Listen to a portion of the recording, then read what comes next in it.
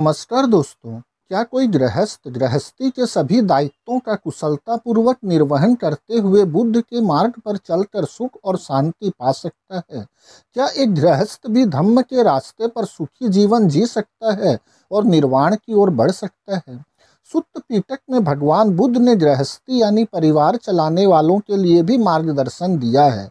सिगोलावाद सुत्त में बुद्ध ने एक युवा सीगल को गृहस्थ जीवन के सिद्धांत और शास्त्र के बारे में विस्तार से बताया है। यह सूत्र के लिए एक महत्वपूर्ण मार्गदर्शन है। कहानी की शुरुआत होती है, एक दिन सुबह सुबह बुद्ध ने सीगल नाम के एक लड़के को देखा जो अपने माता पिता की मृत्यु के बाद उनकी स्मृति में अलग अलग दिशाओं में प्रार्थना कर रहा था। बुद्ध ने उससे पूछा कि वह ऐसा क्यों कर रहा है। सीगल ने कहा कि यह उनके पिता की अंतिम इच्छा थी। बुद्ध ने उन्हें सही अर्थ में दिशाओं की पूजा करने का तरीका सिखाया जो गृहस्थ जीवन के सिद्धांत को दर्शाता है। प्रयुक्त चारों कर्म क्लेशों, चारों पाप कारणों और छहों विपत्ति द्वारों को त्याग करने के बाद गृहस्थ को छहों दिशाओं की पूजा आरंभ करनी चाहिए। उपर्युक्त प्रत्येक दिशा के 5-5 अंग हैं। प्रथम, माता पिता रूपी पूर्व दिशा की पूजा के ये 5 अंग हैं। उनका काम करना, उनका भरण पोषण करना, कुल में आए हुए सत्कर्मों को जारी रखना, माता पिता की संपत्ति का भागीदार बनना, दिवंगत माता पिता के नाम पर दान धर्म करना। यदि इन 5 अंगों से माता पिता को पूजा जाए तो वे अपने पुत्र पर 5 प्रकार का अनुग्रह करते हैं। पाप से उसका निवारण करते हैं, कल्याणकारक मार्ग पर उसे ले जाते हैं, उसे कला कौशल सिखाते हैं, योग्य स्त्री के साथ उसका विवाह कर देते हैं, उपर्युक्त समय आने पर अपनी संपत्ति उसे सौंप देते हैं। अब गुरु रूपी दक्षिण दिशा की पूजा के ये 5 अंग हैं। पहला, गुरु को देखते ही खड़ा हो जाना। गुरु बीमार पड़े तो उनकी सेवा करना। गुरु जो सिखाए उसे श्रद्धापूर्वक समझ लेना। गुरु का कोई काम हो तो तुरंत कर देना। वह जो विद्या दे उसे उत्तम रीति से ग्रहण करना। शिष्य यदि इन 5 अंगों से गुरु की पूजा करता है तो गुरु उस पर 5 प्रकार का अनुग्रह करता है, सदाचार की शिक्षा देता है, उत्तम रीति से विद्या पढ़ाता है, जितनी भी विद्याएं उसे आती है उन सबका ज्ञान शिष्य को करा देता है, अपने संबंधियों और मित्रों में उसके गुणों का बखान करता है। जब वह बाहर जाता है तब ऐसी व्यवस्था कर देता है जिससे शिष्य को खाने पीने की कोई असुविधा न पड़े। पत्नी रूपी पश्चिम दिशा की पूजा के ये 5 अंग बुद्ध बता रहे हैं। पहला नंबर, उसे मान देना। दूसरा, उसका अपमान न होने देना। तीसरा, एक पत्नी व्रत का आचरण करना। चौथा, घर का कारोबार उसे सौंपना।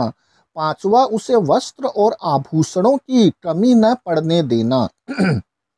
पति यदि इन 5 अंगों से पत्नी की पूजा करे तो वह अपने पति पर 5 प्रकार का अनुग्रह करती है, घर में सुंदर व्यवस्था रखती है, नौकर चाकरों को प्रेम के साथ रखती है, पतिव्रता रहती है, पति उसे जो संपत्ति देता है उसकी रक्षा करती है, उसे उड़ाती नहीं, घर के सब कामों में तत्पर रहती है। अब बंधु बांधव रूपी उत्तर दिशा की पूजा के ये 5 अंग है।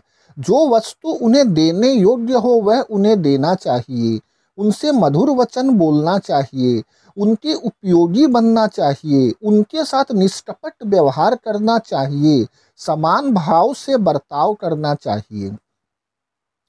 बुद्ध कहते हैं कि जो आर्य श्रावक इन 5 अंगों से अपने बंधु बांधवों की पूजा करता है उस पर वे 5 प्रकार का अनुग्रह करते हैं। कौन कौन से? पहला नंबर, उस पर यकायक संकट आ पड़ने पर वे उसकी रक्षा करते हैं। संकट काल में वे उसकी संपत्ति की भी रक्षा करते हैं। विपत्ति में उसे धीरज बंधाते हैं।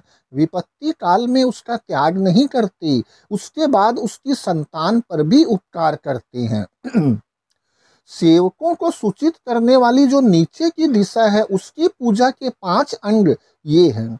उनकी शक्ति देखकर उनसे काम करने को कहना, उन्हें यथोचित वेतन देना, बीमार पड़े तो उनकी सेवा करना, यथा अवसर उन्हें उत्तम भोजन देना, समय समय पर उनकी उत्तम सेवा के बदले उन्हें इनाम इत्यादि देते रहना। इन 5 अंगों से मालिक अगर कर्मचारियों की पूजा करता है तो अपने मालिक पर वे 5 प्रकार का अनुग्रह करते हैं। मालिक के उठने से पहले उठते हैं, मालिक के सोने के बाद सोते हैं, मालिक के माल असबाब की चोरी नहीं करते, उत्तम रीति से काम करते हैं, अपने मालिक का यश गाते हैं। भिक्षुओं की जो ऊपर की दिशा है उसकी पूजा के ये 5 अंग हैं। बुद्ध बता रहे हैं इसमें पहला है शरीर से आदर करना, वचन से आदर करना, मन से आदर करना, भिक्षा के लिए आवे तो उन्हें किसी प्रकार की हानि न पहुंचाना, उन्हें उनके उपयोग की वस्तु देना। इन 5 अंगों से जो आर्य श्रावक भिक्षुओं की पूजा करता है उस पर भिक्षु 6 प्रकार का अनुग्रह करते हैं। पाप का निवारण बताते हैं, कल्याणकारक मार्ग पर उसे ले जाते हैं, प्रेम पूर्वक उस पर दया करते हैं, उसे उत्तम धर्म की शिक्षा देते हैं, शंका निवारण करके उसके मन का समाधान करते हैं, उसे सुगति का मार्ग दिखाते हैं। दान, प्रिय वचन, अर्थचर्या और समानात्मकता मतलब दूसरों को अपने समान समझना, ये लोक संग्रह के 4 साधन है। बुद्ध कहते हैं कि बुद्धिमान मनुष्य इन चारों साधनों का उपयोग करके जगत में उच्च पद प्राप्त करता है। भगवान बुद्ध के बताए इन सूत्रों का पालन करके हम अपना गृहस्थ और पारिवारिक जीवन सुखी बना सकते हैं। बुद्ध की यही आज भी प्रासंगिकता है। धन्यवाद दोस्तों।